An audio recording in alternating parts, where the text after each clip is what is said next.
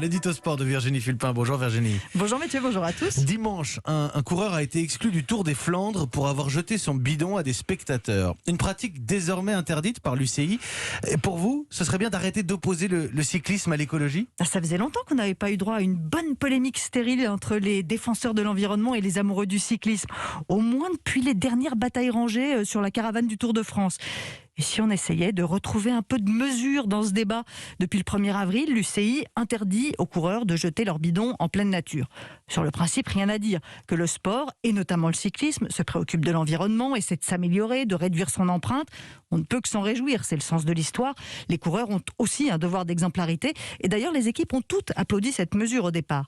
Le problème, c'est l'application à la lettre, bêtement, d'un règlement. C'est ce qui s'est passé dimanche. Le Suisse Michael Scher a jeté son bidon à un groupe de spectateurs. Il ne l'a pas balancé dans un pré le long de la route, il l'a envoyé à des personnes qui n'attendaient que ça. Donc le bidon ne s'est pas retrouvé dans la nature, il va trôner sur l'étagère d'un fan. Et pourtant, le coureur a quand même été disqualifié.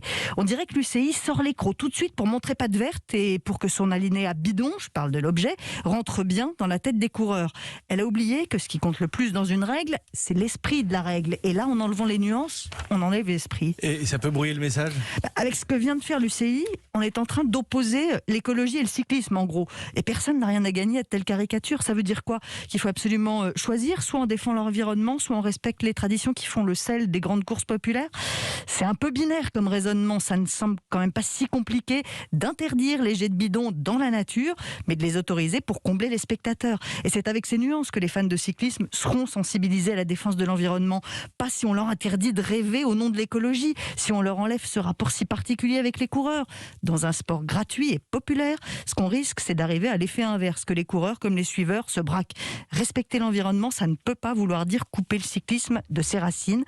Avouez que ce sera un comble de défendre la nature en dénaturant un sport. Merci beaucoup Virginie Fulpin. L'édito sport tous les matins, c'est sur Europe 1 bien sûr.